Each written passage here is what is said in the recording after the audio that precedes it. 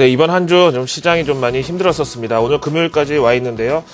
자, 오늘 일단 이번 주 마지막 날이지만 좀 조용하게 마무리를 해야 될 것 같습니다. 아직까지 어제 그리고 그제 하락에 대한 본격적인 반등을 포착하기는 좀 이른 시점입니다. 자, 해외 경제 지표들이나 여러 가지 상황은 나쁘지 않았는데요. 그럼에도 불구하고 미 증시의 반응은 그다지 뜨겁지가 않았습니다. 자, 먼저 첫 번째 뉴스부터 보시죠. 매주 목요일은 미국에서 실업수당 청구 건수 주간 단위 데이터가 발표되는 날인데요. 지난주에 공개된 미국의 9월 실업률이 당시 체감 경기의 지속적인 둔화 속에서도 7.8%로 급락한 것으로 공개됐죠. 여기에 대해서 전 G 회장 잭 웰치를 비롯해서 여러 경영 경제 전문가들은 이거 뭔가 잘못됐다라고 의혹을 제기하면서 미 대선을 앞둔 정부기관의 통계 조작 혹은 데이터 마사지 가능성에 대해서 강력하게 비난을 했었죠. 그런데 이번에 또 비슷한 일이 일어났습니다. 미국 현지 시간으로 목요일 주간 실업수당 청구 건수 결과에서 지난주 이후에 이런 논란이 좀처럼 잦아들고 있지 않은 상황에서 갑자기 또 이 실업수당 주간 결과가 한 주 만에 3만 건이 급감하면서 당초 예상치였던 2,000건 감소 혹은 2분 정도에 비해서 터무니없이 너무 적게 집계되자 이런 의혹의 불씨는 또 한 번 불이 붙어버렸습니다.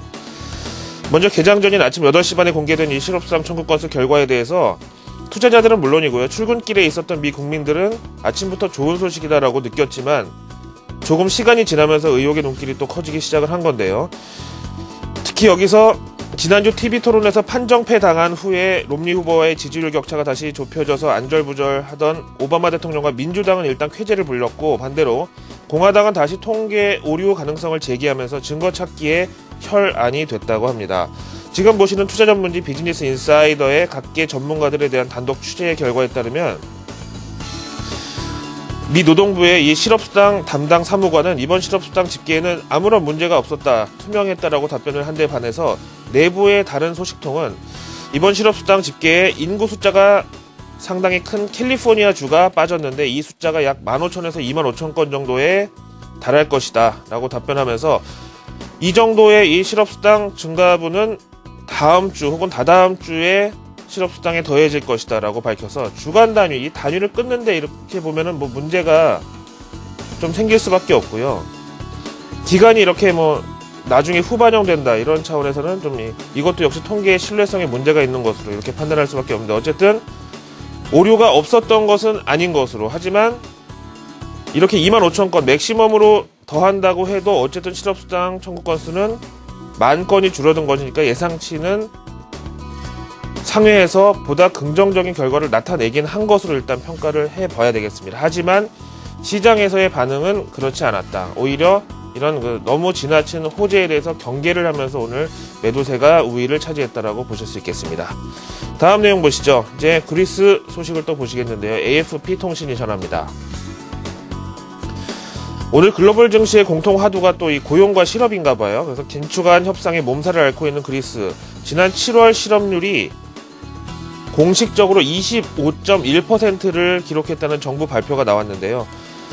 지금 뭐 고용박람회 젊은이들이 지금 참석한 이 그림이 나와 있고 자세한 이 보도 내용을 보시면은요.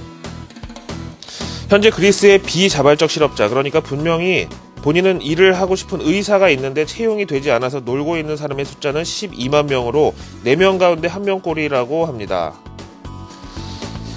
자, 그래서 그 밑에 보시면은 이 지난해 같은 달에 비해서 37만 8천 명이 증가한 것으로, 그러니까 비자발적 실업자의 숫자가 120만 명이네요. 제가 0 하나를 좀 뺐는데 120만 명이 현재 실업자의 숫자고, 내년 2013년 기업활동지수가 마이너스 3.8을 기록할 것으로 예상되는 가운데 이런 실업자 수준 20만 건 중반대를 20% 중반대를 실업률이 계속 유지할 수밖에 없을 것이다라는 분석이 나와 있습니다. 게다가 오늘 비보가 하나 또 전해졌네요. 전 세계 코카콜라 공장 가운데 두 번째로 규모가 큰 그리스의 테살로니키 공장에 갑자기 본사 측의 발표가 날라왔는데 이 유럽 본사와 생산시설을 그리스에서 나와서 스위스로 전격 이전하겠다고 발표하면서 그 이유로는 최근 그리스 경기 침체와 그리스의 유로존 탈퇴 우려 등으로 어쩔 수 없이 이런 결정을 하게 됐다라고 발표를 했습니다.